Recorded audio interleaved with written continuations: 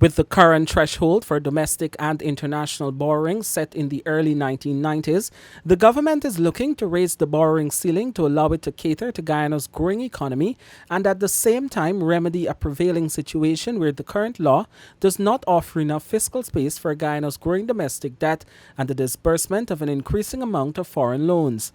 Minister of Finance Dr. Ashni Singh on Thursday laid in the National Assembly an amendment to the External Loans Act proposing an increase from the current $400 billion to $650 billion.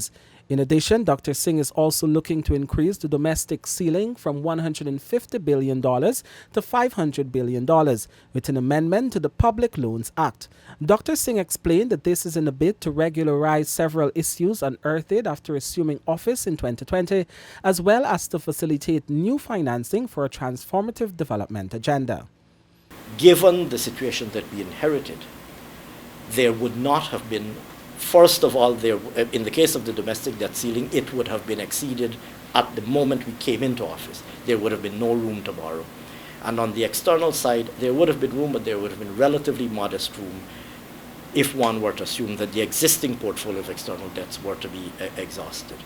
So, I mean, if I might summarize all of that, the main two issues underlying the increases to the debt ceilings are, first of all, to regularize the situation that we inherited, and secondly, to ensure that there's room to finance the development agenda going forward.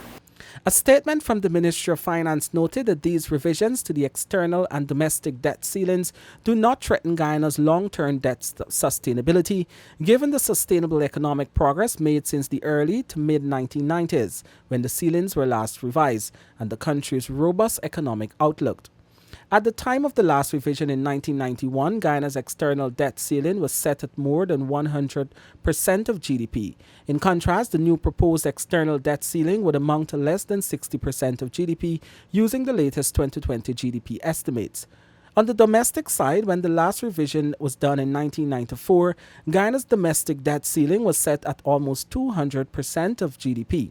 In stark contrast, the revised domestic debt ceiling would amount to less than 50% of GDP.